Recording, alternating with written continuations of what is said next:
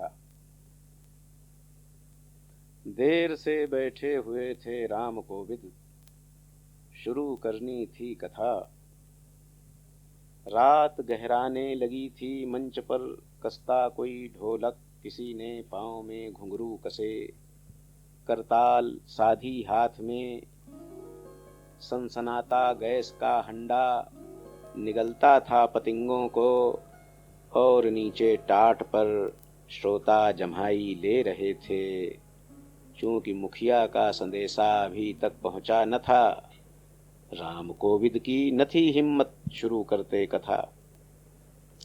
इधर लड़के हंस रहे थे, चल रही थी चुहलबाजी, लड़कियां शर्मा रही थीं। राम सूरत सिपाही ने बेंत अपना फटफटाया, नाच लौंडे का नहीं, खीसे निपोरो मत जरा गंभीर बैठो।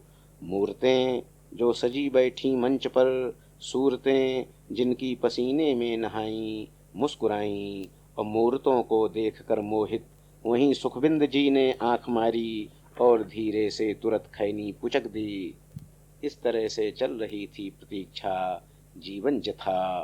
राम कोविद की न थी हिम्मत शुरू करते कथा।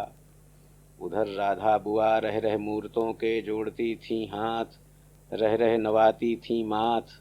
फौज में उनका अकेला पूत, उसकी छुट्टियों के दिन हुए पलछिन, और अब तो उसे जाना था सियाचिन। तलब से बेचैन बैठे तबलची इमरान, जेब में कौड़ी न थी आता कहाँ से पान।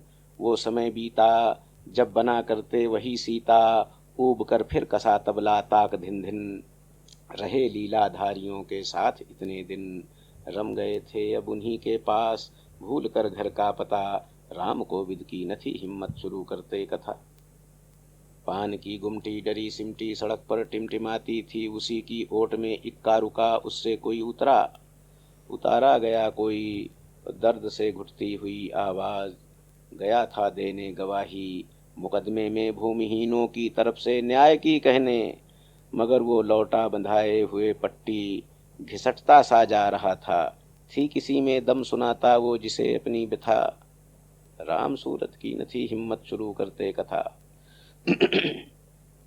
रात गहरी हो चली थी, गैस की लालटेन एकदम भकभकाई, और दलित टोले से उठी एक चीख पूरे गांव पर छाई। लपलपाती एक सिहरन उठी, जैसे छुरी सबकी पसलियों को चीरती उतरी। गांव का हर शख्स था लेकिन सयाना, फटाफट बंद दरवाजे, किसी ने कुछ नहीं देखा सुना जाना।